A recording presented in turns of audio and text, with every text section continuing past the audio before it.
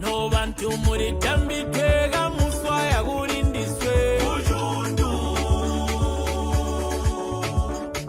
yawe muri tambitega muswaya gurindiswe ujundu mugabore muri tambitego tukala yawe guri malere mugabore go tukala gurindiswe ujundu mugabore muri tambitego tukala. Hello and welcome to the Southern Stars Chess-Based channel, where we showcase the brilliance of Southern Province. So I have with me here a game that was played in the national team trials phase 1 from the Southern Province Chess Association. And this game features Muyambango Misheck playing the white pieces with a rating of about 1737 against Misheck Elias of Livingstone with a rating of 1958 playing the black pieces.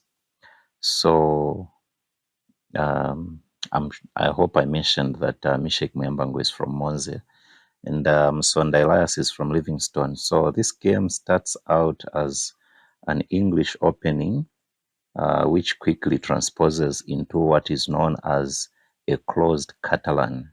So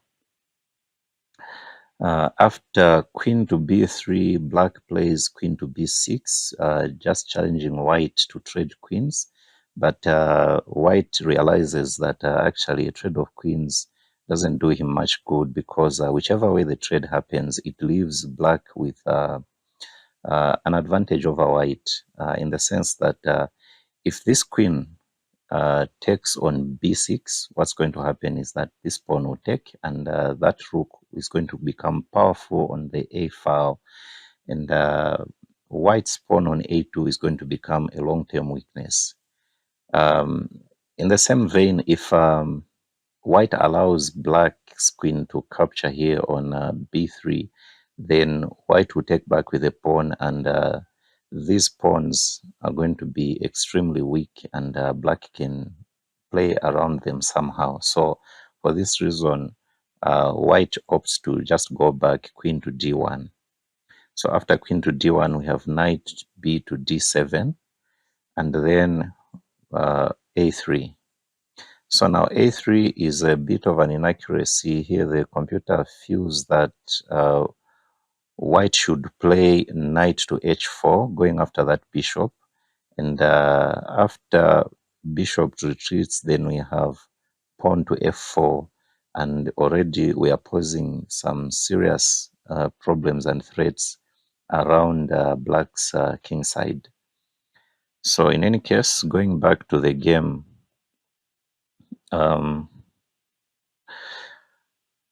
rook f to e8, and then now we have in this position, normally there's been moves like knight to a4 or simply e3, but white plays knight to h4, and this is a new move in the position.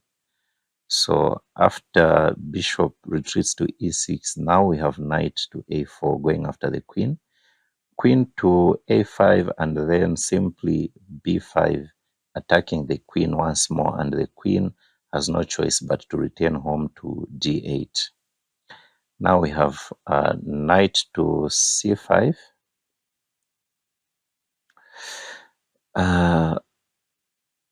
knight to c5, black feels compelled to take, and here d takes on c5, but engine suggests instead b takes on c5 followed by b6, and then c takes on b6 to be slightly better for white.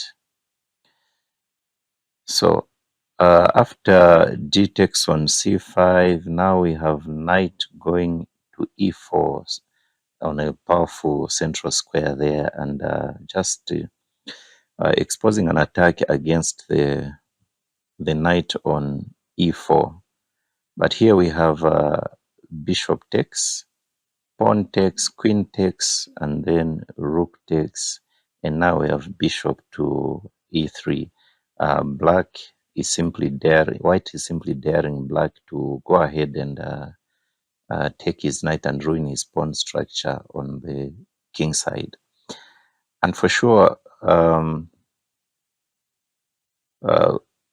bishop takes on h4, but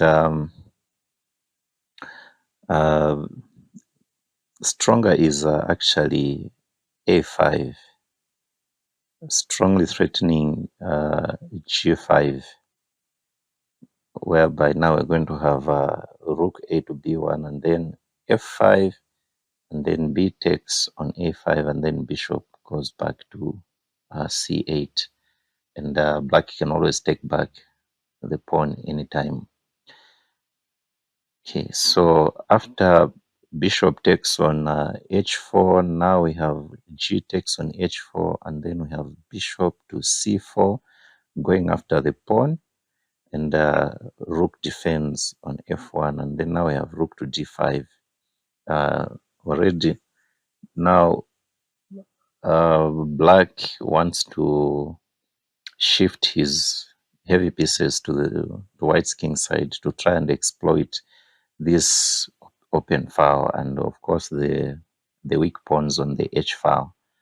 So now king goes up to g2, and then now we have rook to e8.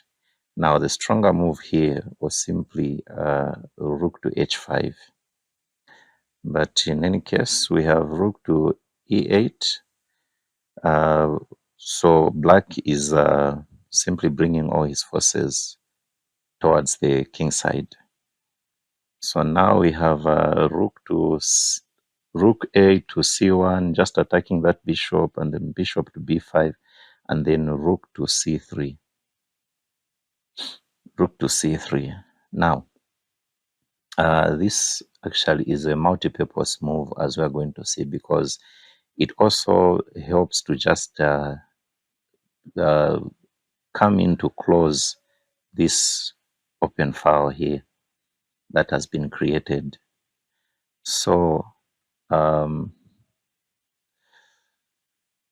rook goes to e6, obviously wanting to come to g6, and then white plays bishop to c1, just opening the way for the rook to be able to come and interpose here. Okay, so now we have rook to h5, and then now we have rook to d1. Rook to d1. Of course, here now, this indirectly defends the pawn here, because black doesn't have the time to take the pawn here due to back rank issues here. Black is going to be checkmated. So now we have h6, just opening up a way for the king to be able to escape, and still we have rook to d8 check, and the king goes to h7, and then now rook to d7. And we all know that a rook on the 7th rank is usually a very powerful piece.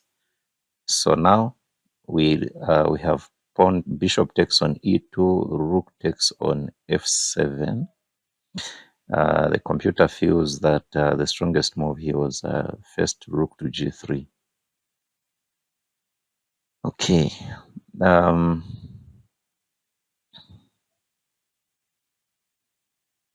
So after rook takes on f7, now we have rook to g6, which is actually a mistake. What black misses out an opportunity here. The strongest move is bishop to f3. Now, let's see what happens here when bishop goes to f3. King goes to h3, and then now you bring the rook to g6, threatening checkmate here on g2 with the bishop. So this forces white to capture on to trade down his rook for black's bishop. Okay, something like this. So now that is one way.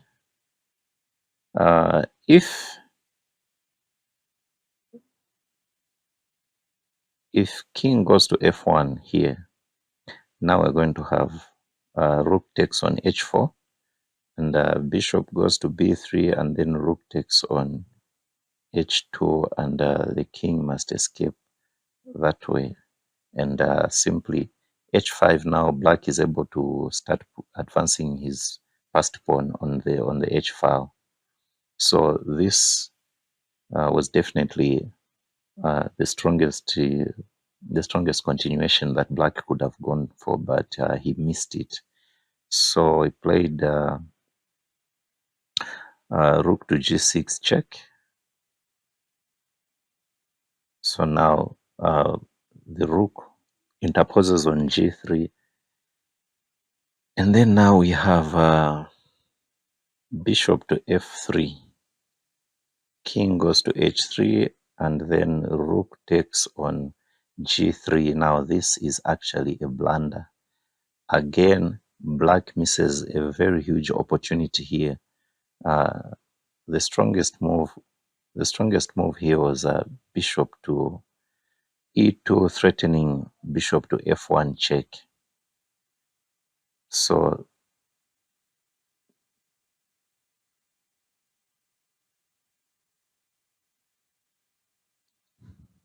okay, so rook takes on g3, and then king takes on g3, and now we go into an endgame where we have a king, bishop, and a rook for both sides. So now we have rook to d5, then rook takes on b7, rook to d1, going after the bishop, bishop to b2, and now we have a double attack on the g7 pawn. But black has a defense, which is rook to g1, forcing the king out of the way, and the rook can defend the pawn on g7. So now a6, rook to c7, and then here black played bishop to h1. So this was a very subtle trap that black was setting up, because if rook takes the pawn on c6, then this pawn simply advances, exposing an attack on the rook. And if the rook escapes, then now the pawn is going to take here and is going to be queening here, and black will be winning. So